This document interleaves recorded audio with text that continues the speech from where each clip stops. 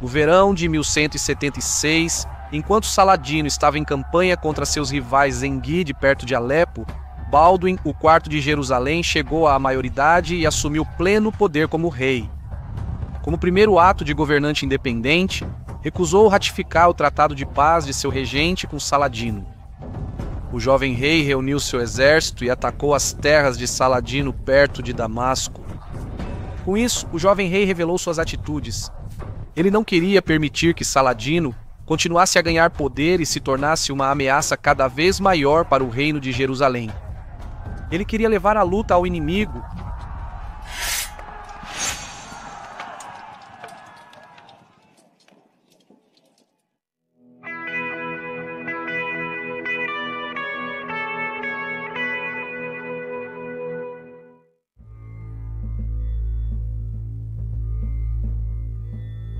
Para ajudar a executar sua política, Balduin nomeou como senescal seu tio, Jocelyn de Courtenay, um homem competente, inteligente e absolutamente leal ao jovem rei. O governo Balduin imediatamente freou as ambições de Saladino. O sultão teve que parar de tentar conquistar Alepo e, em vez disso, teve que fazer as pazes com os zengidas. No entanto, enquanto voltava de Alepo, Saladino atacou o forte dos assassinos de Maisaf. O sultão estava determinado a destruir essa ordem misteriosa, pois recentemente eles haviam tentado tirar sua vida.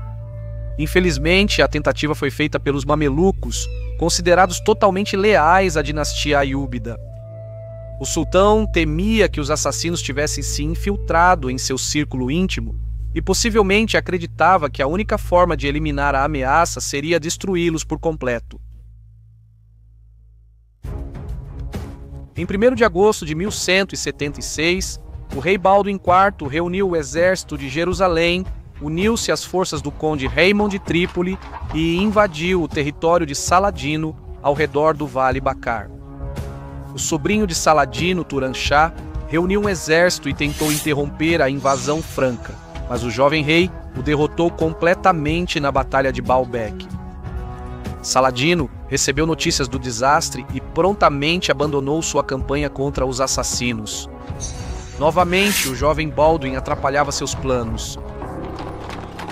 Essas duas campanhas de verão, incluindo uma vitória no campo de batalha contra os Aiúbidas, representaram as primeiras experiências de guerra de Balduin, o IV. O rei contava com a experiência de seus comandantes, mas foi uma estreia impressionante para o jovem monarca. Balduin recusou-se a permitir que sua doença o inibisse, entrando em campo com seus homens e liderando a partir da cela, com uma espada em sua mão e um capacete de ferro na cabeça. Enquanto isso, a fome na Síria forçou Saladino a se retirar com seu exército para o Egito. Balduin aproveitou para firmar uma aliança com o imperador bizantino. O acordo estabeleceu Manuel como protetor geral do cristianismo oriental e senhor supremo dos Estados Cruzados. Saladino observou atentamente esses desenvolvimentos, construiu uma marinha e começou a fortalecer as defesas de suas principais cidades no Egito. Na primavera de 1177, o rei Balduin fez de Reinald de Châtillon seu quarto maior vassalo, concedendo-lhe a mão de Stephanie de Milly, herdeira dos territórios de fronteira da Transjordânia, incluindo o grande castelo do deserto de Kerak. Daqui, Reinald poderia assediar as linhas de suprimento de Saladino entre Damasco e o Egito. A correspondência de Saladino deste período está cheia de queixas sobre as dificuldades em transportar homens e suprimentos entre a Síria e o Egito. Reinald era claramente um homem de confiança de Balduin. Assim como Balduin, Reinald entendeu que a chave para reduzir o poder aiúbide era perturbar a capacidade de Saladino de garantir simultaneamente o Egito e a Síria. Se Saladino continuasse expandindo seu poder na Síria, especialmente capturando Alepo, Jerusalém estaria gravemente ameaçada. Assim, Rainald de seu castelo de Kerak tornou-se um incômodo para Saladino. William de Tyre não gostava de Rainald, mas ainda o descreveu como um homem de lealdade comprovada e caráter incomumente firme. Então, em agosto de 1177, o conde Philip de Flandres, um dos homens mais poderosos da cristandade, chegou com seu exército em Arca. Como muitos ocidentais, Philip veio como um cruzado e como um peregrino. Ele pretendia visitar os santuários sagrados e se juntar aos cavaleiros dos Estados Cruzados em uma campanha contra os muçulmanos.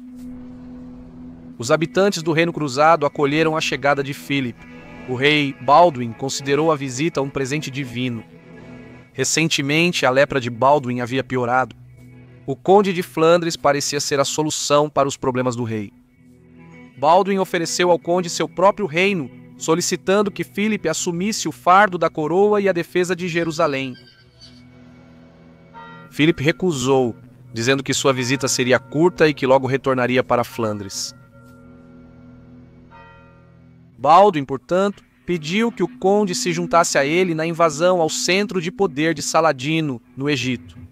Philip recusou isso também, desejando, em vez disso, ajudar Boemon de Antioquia na frente síria. O rei Baldwin, desapontado, ainda tentou reforçar os esforços do conde e reforçou o exército de Philip com 100 cavaleiros e 2.000 soldados de infantaria. Deve ter sido difícil para o jovem rei leproso quando o grande conde de Flandres marchou para o norte. O conde Philip juntou-se a Raymond, o terceiro de Trípoli, e Boemon, o terceiro de Antioquia, para um assalto à fortaleza síria de Harim. Do Egito, Saladino monitorava tudo isso. O sultão entendeu que era de seu interesse eliminar esse novo poder em Jerusalém o mais rápido possível. No outono de 1177, com a maioria das forças dos cruzados em campanha no norte da Síria, Saladino aproveitou a chance. Ele reuniu toda a força de suas tropas egípcias. O imenso exército do sultão causou a disparada dos preços dos alimentos no Egito devido à alta demanda de suprimentos. O cronista William de Tyre insiste que Saladin colocou em campo 26.000 cavaleiros. Hoje, alguns historiadores estimam as forças de Saladin mais próximas de 12.000 ou 15.000. Mas mesmo com tal tamanho, o exército muçulmano era tremendo e capaz de conquistar o reino de Jerusalém. Em 18 de novembro, o sultão cruzou a fronteira egípcia para o território cristão.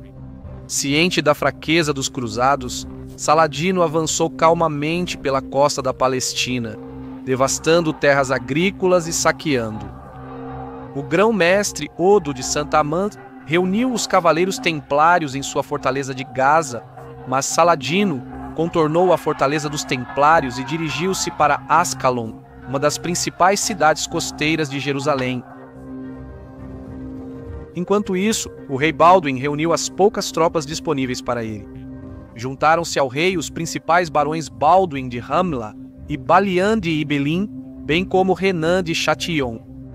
Os cruzados tinham consigo a sua relíquia mais preciosa, a verdadeira cruz acreditada ser madeira da própria cruz de Jesus, carregada pelo bispo Alberts de Belém.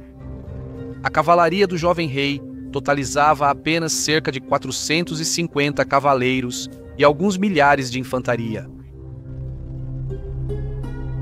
O sultão chegou em Ascalon em 24 de novembro. Ciente da desvantagem numérica perigosa, Baldwin recuou para trás das muralhas da cidade. Agora certo de que Baldwin não poderia desafiá-lo, Saladino enviou grupos para invadir o campo. Contingentes muçulmanos alcançaram as muralhas de Jerusalém. Notícias das tropas saqueadoras do sultão espalharam medo por todo o reino. Em Jerusalém, os cidadãos se esconderam na Torre de David, enquanto os habitantes de Ramla abandonaram sua cidade para se refugiarem no porto fortificado de Jaffa ou no castelo de Mirabel. Porém, o rei Baldwin estava decidido a resistir a Saladino. Ele enviou uma mensagem convocando os templários de Gaza. Logo, o grão-mestre Udo de Santa Amand chegou a Ascalon com cerca de 80 cavaleiros templários. O rei Baldwin, com apoio dos templários, partiu de Ascalon com seu exército em busca da batalha. Eles marcharam pela costa até Ibelin e depois seguiram para o interior. Em 25 de novembro, o rei Baldwin e seus cavaleiros avançaram sobre o inimigo. Saladino ficou surpreso ao saber da aproximação dos cristãos. O sultão estava movimentando seu exército por um desfiladeiro próximo ao castelo de Monjizar, a poucos quilômetros de Ramla. Imediatamente, Saladino ordenou a batida dos tambores de guerra, o sinal para suas tropas se reagruparem. As tropas muçulmanas se apressaram para se alinhar para a batalha. O cronista árabe Ibn al-Athir registra a cena. A próxima coisa que eles souberam, os francos estavam sobre eles com seus batalhões e seus campeões. Saladino só tinha uma parte de seu exército, já que muitos de seus homens se dispersaram em busca de saques. Quando ele viu os francos, ele se posicionou justo com os homens que tinha. Apesar do rei Baldwin ter conseguido surpreender, Saladino teve tempo de posicionar boa parte de seu exército. Ibn Shaddad, um dos servos mais próximos de Saladino e seu biógrafo, nos conta que o próprio sultão mais tarde explicou a situação para ele. Os muçulmanos se prepararam para a batalha, e quando o inimigo se aproximou, alguns dos nossos homens decidiram que a ala direita deveria cruzar para a esquerda, e a esquerda cruzar em direção ao centro, para que quando a batalha começasse, eles tivessem às suas costas uma colina conhecida como Terra de Ramla. Enquanto estavam ocupados com essa manobra, os francos os atacaram. Segundo William de Tyre, Saladino conseguiu alcançar certo nível de prontidão para a batalha. Ele escreve: As forças inimigas, que se aventuraram a alguma distância para buscar saques, começaram a chegar de diferentes direções, circunstância que aumentou muito a força de Saladin. William de Tyre descreve a seguir o início do confronto. As fileiras de lutadores de ambos os lados agora se aproximavam gradualmente um do outro, e uma batalha se seguiu, que a princípio foi indecisa, mas as forças eram muito desiguais. Os cristãos, no entanto, fortalecidos pela graça derramada sobre eles do alto, logo começaram a avançar com cada vez mais ousadia. As linhas de Saladino foram quebradas e, após um terrível massacre, foram forçadas a fugir. Como tanto William quanto Ibn Shaddad apontam, foi a carga da cavalaria cristã que despedaçou as linhas de Saladino. Um peregrino presente na batalha contou mais tarde ao decano de Londres o ataque liderado pelo grão-mestre dos templários, Odo de Saint-Amand. Ele se lançou à batalha com seus homens, fortalecido pelo sinal da cruz. Esporeando todos juntos como um só homem, eles fizeram uma carga, sem virar nem para a esquerda nem para a direita. Reconhecendo o batalhão do qual Saladino comandava, eles se aproximaram corajosamente, penetraram imediatamente, incessantemente derrubaram, dispersaram, golpearam e esmagaram. Os guarda-costas Mamluk de Saladino, vestindo seda amarela sobre suas armaduras, foram quase todos mortos. O próprio sultão quase foi morto pela carga dos templários, mas ele conseguiu montar um camelo de corrida e fugir para a segurança com apenas alguns companheiros. A Batalha de Monjizar foi um grande triunfo para o rei Baldwin IV. Os cruzados perseguiram o inimigo em fuga, matando-os até um pântano próximo. A perseguição durou até a noite. Os cruzados caçaram os remanescentes do exército de Saladino por milhas. William de Tyre escreve que o rei voltou para Ascalon, onde aguardou o retorno de suas forças que haviam perseguido os fugitivos por diferentes estradas. Dentro de 4 dias, todos haviam chegado, carregados de saques, carregando tendas e conduzindo à frente deles escravos, tropas de camelos e cavalos. Eles vieram de acordo com as palavras do profeta, como homens se alegram quando dividem o espólio. Na pressa por segurança, os sobreviventes muçulmanos largaram saques, prisioneiros e armas. A própria jornada de Saladino pelo deserto do Sinai foi perigosa, com beduínos assediando ele e seus companheiros quase indefesos. O voo foi difícil devido a tempestades violentas que duraram 10 dias, fazendo com que muitos fugitivos se perdessem e fossem capturados pelos cruzadores dias depois. William de Tyre recorda: Muitos, por ignorância das localidades e pensando que estavam a caminho de casa, se apresentaram em nossas aldeias, seja para viajantes ou para aqueles que os estavam caçando. Ao chegar à fronteira egípcia, Saladino enviou mensageiros em camelos para o Cairo, assegurando a possíveis rebeldes que ele estava vivo. No Cairo, ele usou pombos-correio para proclamar sua sobrevivência pelo Egito. No entanto, a derrota foi extremamente humilhante para o sultão, e seu prestígio foi danificado aos olhos de seus súditos e inimigos. O rei Baldwin e seus homens obtiveram uma grande vitória. As baixas de Saladino foram imensas, com apenas cerca de 10% de suas forças escapando. Como resultado, o reino de Jerusalém foi salvo. É notável que um pequeno exército de cruzados e templários, liderados por um leproso de 16 anos, tenha conseguido tudo isso.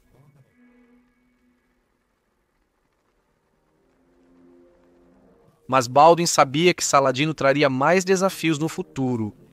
Apesar de ter perdido seu exército, os vastos recursos do sultão no Egito e em Damasco possibilitariam sua rápida recuperação. Para se preparar, o rei começou em outubro de 1178 a construir um novo castelo em Jacob's Ford, no Rio Jordão, entre o lago Hule e o Mar da Galileia. Neste projeto, Baldwin colaborou com os cavaleiros templários, que já possuíam um importante castelo em Safar e frequentemente eram encarregados de guardar posições fronteiriças vulneráveis. Por algum tempo, Jacob's Ford havia sido deixado sem fortificação, mas com Saladino no controle de Damasco e os cruzados incapazes de recuperar Banias, Baldwin acreditava que o local precisava ser protegido. Um castelo nesta posição impediria uma invasão da Galileia e forneceria uma base para incursões em Harran. Na primavera de 1179, o muro interno estava pronto, mas o externo ainda precisava ser finalizado. A fortaleza seria uma das mais fortes da região. O trabalho ocorreu enquanto Saladino estava sitiando o emir rebelde Ibn al-Muqaddam em Baalbek, mas o sultão observava o projeto com preocupação. Para ele, o castelo era uma ameaça intolerável ao seu território. Ele ofereceu ao rei Baldwin 60.000 dinares para destruir a estrutura e depois 100.000. Baldwin recusou ambas as propostas. Saladino destinou este dinheiro para uma solução militar, enviando grupos de invasão para assediar o território ao redor do forte de Jacob. Em maio de 1179, o sultão lançou uma força para testar as defesas do castelo. Mas o verdadeiro confronto aconteceu em 10 de junho, quando o exército de Saladino confrontou uma força franca na Batalha de Marj Ayun.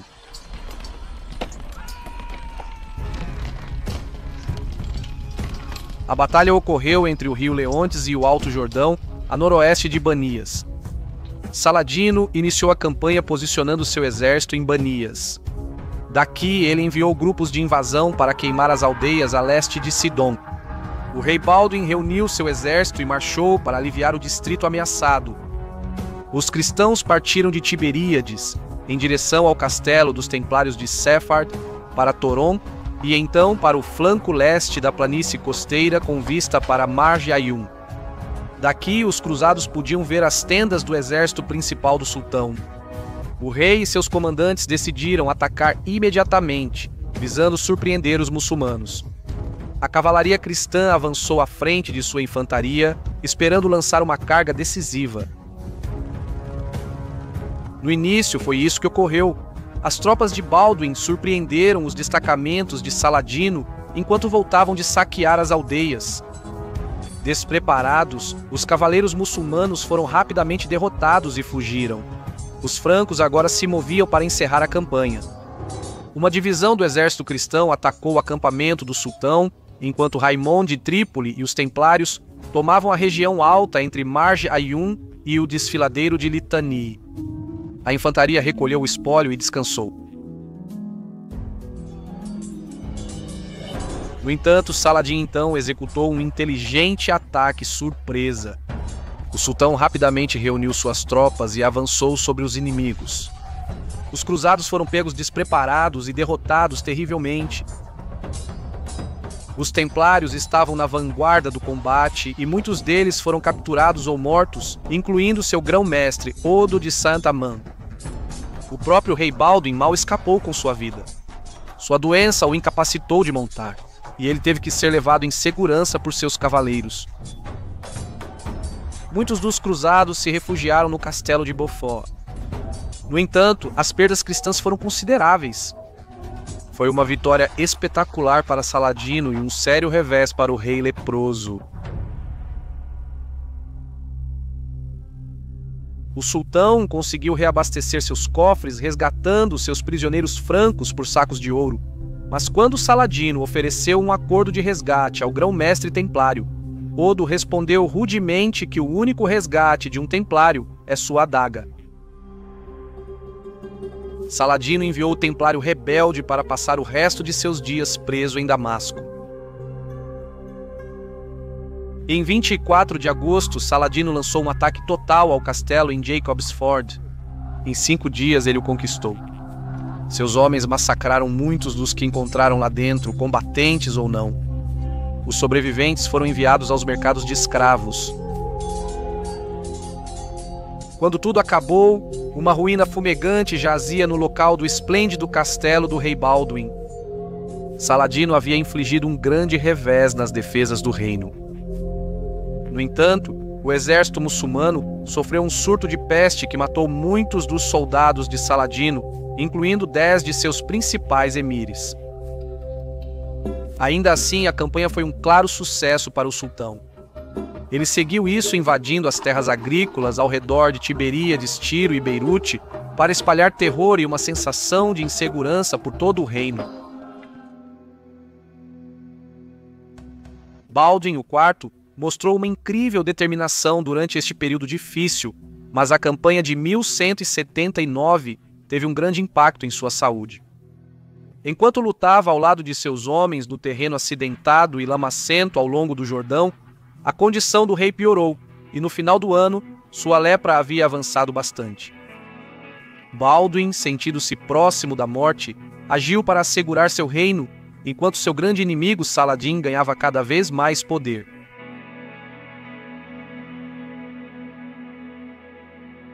Na próxima vez, seguiremos o rei leproso no período mais difícil de seu reinado, quando seu corpo o falhou e tudo parecia perdido.